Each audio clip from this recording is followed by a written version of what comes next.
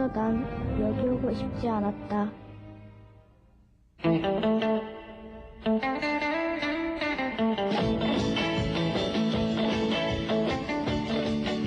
수 없지.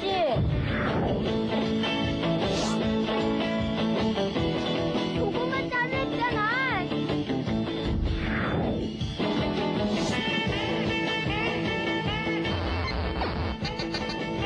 그거 안 돼. 배터리 사야 돼. 더.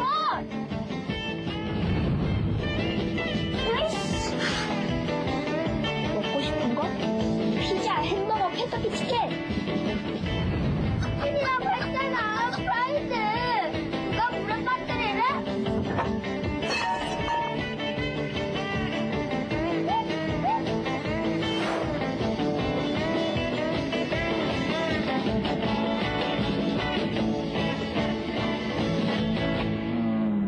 할머니.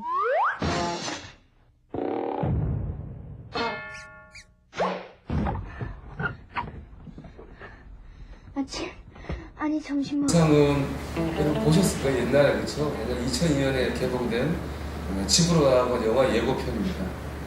이 영화를 보면은 이렇게 시작하죠.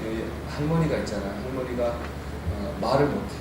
말을 못하는 그런 글도 못 읽고요. 그런 할머니가 외딴 산골집에 혼자 살았는데 갑자기 딸이 나타납니다. 그래가지고 자기 아들, 손자죠. 외손자를 할머니께 맡깁니다. 이제 그때부터 이 할머니하고 손자의 불편한 동거가 시작이 됩니다. 손자는 도시에서만 살았기 때문에 모든 게 불편합니다. 게임기도 안 되고 프라이드 치킨도 없고 피자도 없고 그 불만을 다 누구한테 쏟아내느냐? 할머니 쏟아냅니다. 할머니 신발도 뭐 던졌다가 무광도 깼다가 하여튼 뭐 갖은 괴롭힘을 다 하죠. 하지만 할머니는 그런 손자의 계속된 불만과 괴롭힘에도 불구하고 온 마음을 다해서 정을 쏟습니다. 할머니의 정에 이 손자가 마음의 문을 엽니다. 그래서 이제 보면은 할머니 아프다니까 밥도 차려주고 마지막 장면 보면 이제 손자가 어머니 손잡고 떠나는데 아주 그냥 펑펑 울면서 그 영화가 끝이 납니다. 이 영화에 출연이 할머니 연기를 한 번도 해본 적이 없는 보통 할머니랍니다. 그러니까 이 영화가 또 특별히 뭐 이렇게 자극적인 내용도 아니고 스토리가 아주 뭐 재미있는 것도 아니죠. 그런데 그 해에 419만 명이 이 영화를 봤습니다.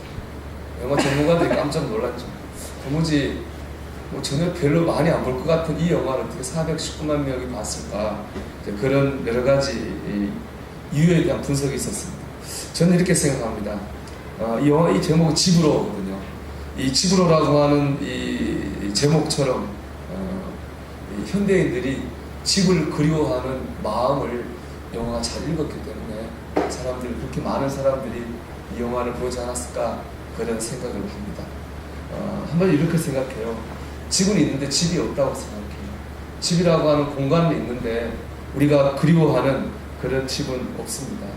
우리가 그리워하는 집은 어떤 집입니까? 정이 있는 곳이죠. 나를 기다리는 사람이 있는 곳입니다.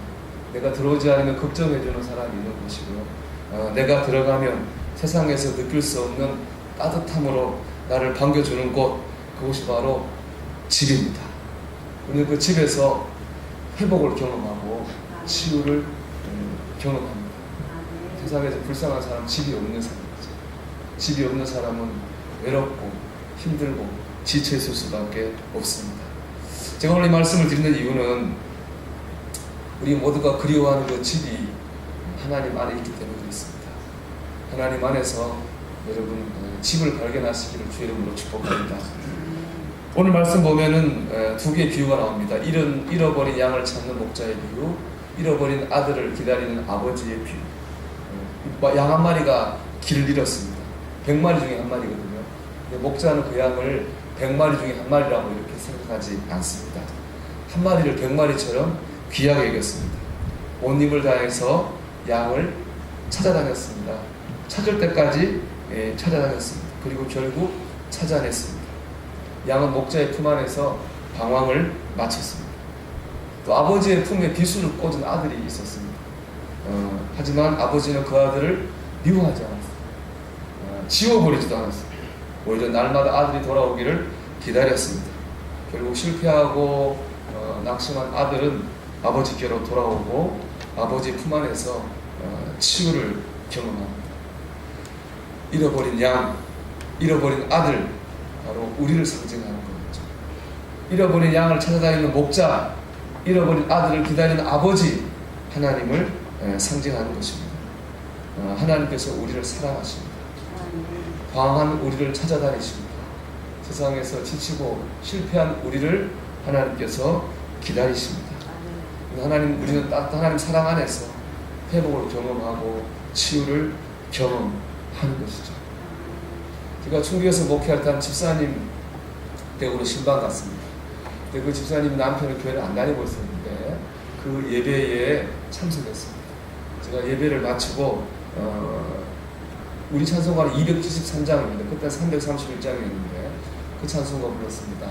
나 주를 멀리 떠났다 이제 옵니다. 나 죄의 길에 시달려 주여 옵니다. 나 이제 왔으니 내 집을 찾아 주여 나를 받으사 맞아주소서. 이 찬양을 부르겠습니다. 이분이 우는 거예요. 그냥 이렇게 우는 큰 느끼는 게 아니라 오열을 하면서 펑펑 우는 거예요. 이 사연은 그래요. 이분이 19, 20살 때 예수를 잘 믿었습니다. 교회를 열심히 섬겼습니다. 그런데 집이 너무 가난해요. 자기가 너무 가난한 겁니다. 그런 자신의 모습이 너무 비참하게 느껴졌어요. 그래서 안 되겠다. 내가 좀 교회를 떠나가지고 돈을 좀 많이 벌어가지고 성공해서 교회를 잘 섬겨야 되겠다. 그리고 하나님을 믿지 않은 건 아니었는데 돈 많이 벌어 성공해서 하나님께 돌아오려고 하나님을 떠났습니다. 그리고 그 뒤로 이제 제주도 당근을 이렇게 사업하는 거였어요. 곧 돈을 벌어가지고 하나님께로 돌아갈 거다 그런 생각을 했어요. 그랬는데 시간이 어느덧 흘러가지고 70을 넘은 노인이 된 거예요. 그렇게 될 줄 그분도 몰랐겠죠. 여러분 70 넘은 남자가 이렇게 펑펑, 그것도 뭐 제가 잘 모르고 처음 보는 사람인데 처음 본 저 앞에서 이렇게 펑펑 울 일이 얼마나 있겠습니까? 그것은 그 시간 동안에 비록 하나님 앞에 오지는 못했지만 그만큼 마음이 괴로웠다. 하나님 앞에 가야 되는데 마음이 무거웠다는 것입니다. 하나님의 집을 사모하는 마음이 그 마음속에 지나간 시간 동안 늘 있었다는 것입니다. 돌덩어리 얹어놓은 것 같은 거 무겁게 눌려있던 마음이 그날 예배를 통해서 다 풀렸습니다. 그 뒤로 그분이 얼마나 신앙생활을 열심히 하는지 모릅니다. 오늘 이 예배를 통해서 여러분 마음속에 있는 그 마음이 풀어지는 역사가 있길 바랍니다. 돌덩어리 같은 눌렸던 마음들이 예배를 통해 하나님 안에서 풀어지고 자유를 누리는 주의 은혜가 있기를 축복합니다. 그래서 하나님 앞으로 나오십시오. 이 교회는 건물이 아니라 우리 영혼의 아버지이신 하나님 아버지 집입니다. 이 예배는 종교적인 예식이 아니라 하나님을 만나는 하나님 품에 안기우는 시간입니다. 여러분 하나님 아버지 집으로 하나님 품으로 나오시기를 주 이름으로 축원합니다. 그러기 위해서 먼저 하나님의 사랑을 믿으셔야 됩니다. 오늘 두 개의 비유의 제목은 일언으로 시작하잖아요. 일언 양, 일언 아들. 저는 일이라는 말이 틀렸다고 생각해요. 왜냐하면 이 본문의 양, 일언 양이 아닙니다. 필립 벨러라는 목사님 원래 양치기 하셨다가 목사님 되셨거든요. 그분이 양을 잘 알죠. 그분이 쓴 선한 목자라는 책을 보면 양의 특징이 쭉 나와요. 그 중에 하나는 뭐냐, 양이 머리가 낮다. 어리석어요. 그래서 몇 날 다닌 길도 길을 잊어먹었죠. 그러다가 양이 고집이 있어서 말을 안 들어요. 그래서 여러분 양치기, 양치 개가 있잖아요. 왜 개가 있겠습니까? 개가 겁을 주니까 양이 움직이는 거예요. 양이 고집이 말을 안 했어요. 여러분 목자는 양을 잃어버리지 않았어요. 양이 어리석어서 잘못된 길로 갔습니다. 자기가 잘못되고 어리석은 말이라도 잘 들어야 되는데 고집이 세가지고 자기 고집대로 그 길로 갔습니다. 양의 잘못입니다. 목자는 양을 잃어버린 적이 없어요. 그럼에도 불구하고 하나님은 자기 멋대로 간 양이라고 하지 않고 잃어버린 양이라 그렇게 말씀합니다. 왜 그럴까요? 사랑하기 때문입니다. 사랑하면 늘 약자가 됩니다. 사랑하는 사람은 늘 죄인이 됩니다. 내 잘못도 아닌데 괜히 내 잘못처럼 느끼고 받아들이는 겁니다. 이게 하나님 사랑이 표현되는 것입니다. 잃어버린 아들도 마찬가지잖아요. 아들이 아버지한테 와서 아버지 어차피 죽으면 재산 절반 낼 거니까 주십시오라고. 상속이라고 하는 건 죽은 다음 되는 거잖아요. 살아있는 사람한테서 달라면 그거는 폐륜이고 불효죠. 그 아들을 그렇게 받은 재산 가지고 장사한답시고 길을 떠났습니다. 아버지는 절대로 아들을 잃어버린 적이 없어요. 아들이 자기 욕망을 채우려고 아버지에게 상처를 주고 떠난 것입니다. 그래도 주님은 잃어버린 아들이라고 표현합니다. 왜 그럴까요? 사랑하기 때문에 그렇습니다. 하나님 우리를 사랑하십니다. 이 일이라는 말 속에 하나님을 얼마나 사랑하시는지 표현되어 있습니다. 목자가 양을 찾아다닌다고 했잖아요. 찾아다닌다고 되지만 실상은 뭐냐? 그 찾아다닌다고 하는 것은 십자가의 고난과 죽음을 의미합니다. 이 찾아다닌다는 말을 이사야서 53장 5절 6절 이렇게 표현합니다. 그가 찔림은 우리의 허물 때문이요 그가 상함은 우리의 죄악 때문이요 그가 징계를 받음으로 우리는 평안을 누리고 그가 채찍에 맞음으로 우리가 나음을 받았도다. 우리는 다 양 같아서 각기 제 길로 간 것. 여호와께서 우리의 모두의 죄악을 그에게 담당시키셨다. 양을 찾아다닌다는 말은 뭐예요? 그 양이 지은 죄 대신 맞고 대신 찔리고 대신 저주받고 대신 죽으셨다고 하는 것을 뜻하는 것입니다. 우리가 사랑 아니면 이 행동을 무엇으로 설명할 수가 있겠습니까? 하나님께서 우리를 사랑하십니다. 여러분 이 사랑을 바라보십시오. 그럴 때 우리가 하나님 앞으로 나아갈 수 있습니다. 내가 아무리 잘못하고 내가 아무리 떠나도 하나님 우리 늘 잃어버린 양으로 잃어버린 아들이라 사실 꼭 기억하시기를 주 이름으로 바랍니다. 두 번째로 내가 죄인임을 알고 회개해야 됩니다. 그래야 하나님 만나. 제가 지난주 그 그림 한번 볼까요? 그림 한번 띄워주세요. 이 그림은 잘 안 보셨어요? 그림은 렘브란트라는 화가가 그린 탕자 그림이에요. 우리가 읽는 본문을 그림으로 그린 거죠. 이 그림 보면은 나중에 집에 가서 보십시오. 참 재밌는 거는 아버지가 이렇게 아들을 끌어안고 있잖아요. 손이 달라요. 오른손은 제가 보기 오른손은 이제 남자 손이고, 여러분 보기 왼손은 남자 손이고, 오른손 여자 손이에요. 남자 손이 다른데 그림 화가의 마음이 담겨 있는 거라고요. 이제 아버지의 손은 강인한 손은 아들을 용서하겠다는 의지고, 어머니의 손은 어머니 따뜻한 마음을 상징한대요. 근데 제가 은혜 받은 건 뭐냐면 저 얼굴이에요, 얼굴. 저 탕자의 얼굴이 누구 얼굴이냐? 그림을 그린 렘브란트 화가 자신의 얼굴이에요. 그러니까 렘브란트의 그림을 통해서 나야말로 잃어버린 아들, 나야말로 죄인이라고 하는 것을 고백하고 있는 거라고 하는 겁니다. 여러분, 내가 죄인임을 깨달을 때 하나님의 은혜를 경험합니다. 내가 방황하는 양임을 인정할 때 목자의 음성을 듣습니다. 내가 아버지의 집을 떠난 탕자임을 인정할 때 아버지의 품에 안길 수 있습니다. 여러분 생각해 보십시오. 내가 죄인이 아닌데 은혜가 뭐하라고 필요하겠습니까? 내가 죄인이니까 은혜가 필요한 것입니다. 여러분을 돌아보십시오. 여러분은 죄인이신가요? 여러분 죄인이십니까? 제가 여러분 목회하면서 느낀 게 있습니다. 모든 사람은 죄인입니다. 근데 두 가지 종류의 죄인이 있습니다. 내가 죄인인 걸 아는 죄인이 있고 내가 죄인인 걸 모르는 죄인이 있습니다. 두 가지입니다.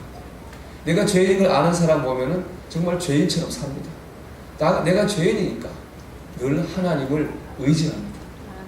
사람 앞에서 내가 죄인처럼 봅니다. 내가 죄인이니까 늘 이렇게 자세가 낮아요. 내가 죄인이라고 생각하니까 늘 낮은 자세로 삽니다. 또 내가 죄인이라고 생각하니까 나 같은 죄인을 구원하신 하나님 앞에서 늘 감사와 찬양이 있습니다. 근데 반대로 내가 죄인인지를 모르는 죄인도 있습니다.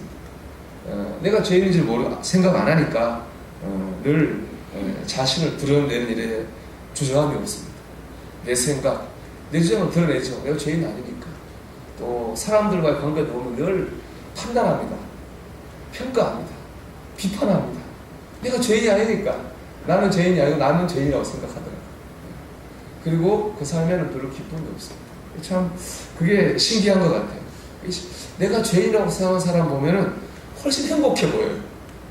내가 죄인이 아니라고 생각하면 오히려 더 불평불만이 늘 있습니다. 그리고 내가 죄인이라고 생각하는 사람이 훨씬 더 제가 볼 때는 존경스러워 닮고 싶어요. 그 참 하나님의 은혜인 것 같습니다. 내가 죄인임을 깨닫고 회개할 때 하나님의 사랑을 경험합니다.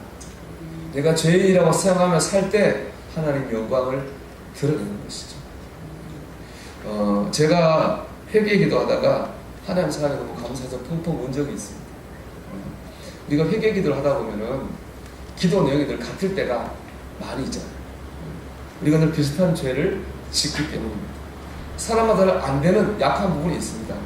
감정 조절을 잘 못한다든지, 말에 실수가 있다든지, 아니면 낙심을 잘한다든지, 남하고 비교한다든지, 그런 늘 하는 잘못이 있잖아요. 이제 문제는 그런 상황이 되면 회개 기도하면서도 자기 자신에게 실망이 된다. 야, 내가 어제 회개 기도해놓고 오늘 똑같은 죄를 짓는데 이게 무슨 회개 기도인가? 이런 회개 기도를 계속하는 게 무슨 의미가 있나? 기도하면서도 이게 회의가 될 때가 많이 있잖아요. 그날도 제가 입으로 회개 기도하면서도 마음으로 그런 생각이 들었어요. 야, 내가 이렇게 회개 기도하는 게 진짜 회개는 맞나? 의미가 있나? 그런 생각이 많이 들었거든요.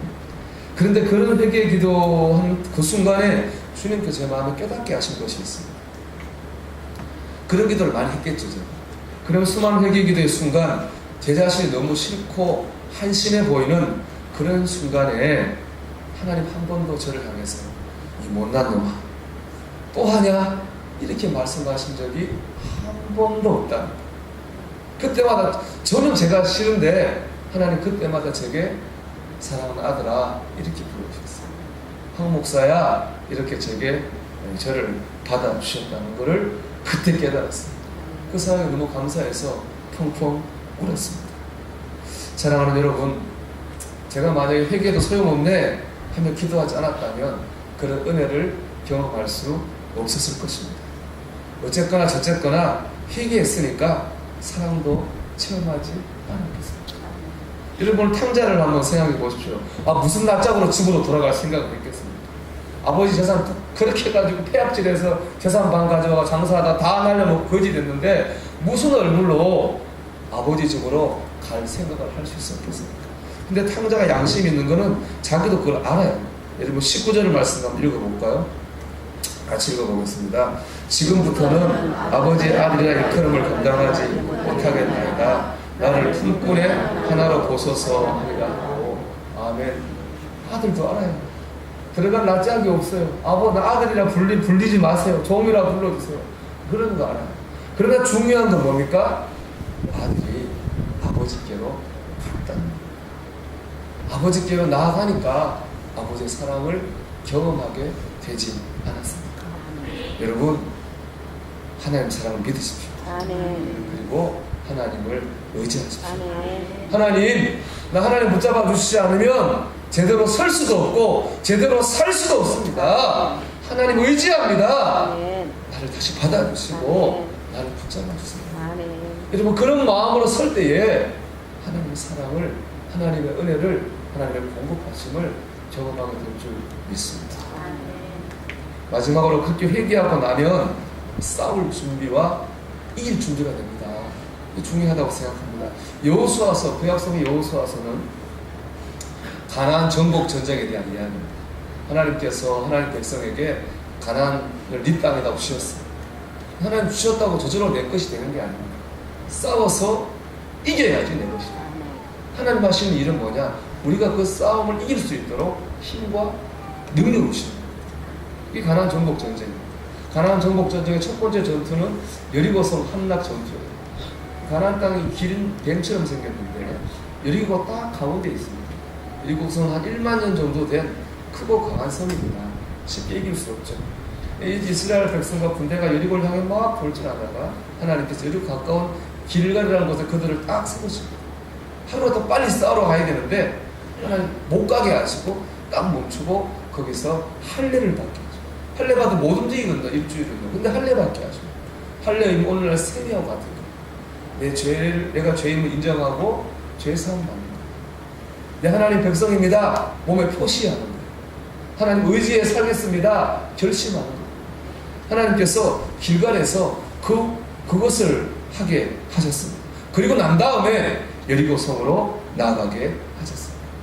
하나님의 역사하심으로 여리고성을 전투에서 이스라엘 백성이 이겼습니다. 저는 이것이라고 생각합니다. 우리가 오늘 하나님의 사랑을 바라보고 회개하면서 하나님의 사랑 가운데 거하자고 제가 여러분에게 말씀드리고 있습니다. 이 모든 것들은 뭐냐? 세상과 싸울 준비를 하는 겁니다. 세상과 이길 준비를 하는 겁니다. 우리가 이 준비가 돼야지 믿음으로 세상과 싸울 수 있고 이길 수 있기 때문에 그렇습니다. 여러분 오늘 예배를 마치고 세상 가운데 나가면 여러분 일주일간의 세상과의 영적 전쟁이 기다리고 있지 않습니까? 거기에는 우리가 감당하기 힘든 여리고성도 있고 가진 어려움도 있어요. 싸우고 이겨야지 내 것이 되는 것이죠. 우리가 오늘 여기서 싸울 준비를 해야 됩니다. 여기서 이길 준비를 마치고 나가야 됩니다. 나오지. 하나님께서 나와 함께 계시지. 나를 붙들고 계시지. 나를 사랑하시지. 그 마음으로 뜨거워져. 세상과 싸울 준비와 이길 준비를 마치고 여기서는 평안을 누리고 세상에서는 승리를 얻게 될 것입니다. 오늘 하나님 아버지 보시고는 나오십시오. 하나님 사랑 바라보고 의지하십시오. 그 가운데 평안을 얻고 세상과 싸울 준비와 이길 준비로 무장되는 우리 모두가 되기를 주님의 이름으로 축원합니다. 우리 찬송하겠습니다. 찬송가 273장을 찬송하겠습니다.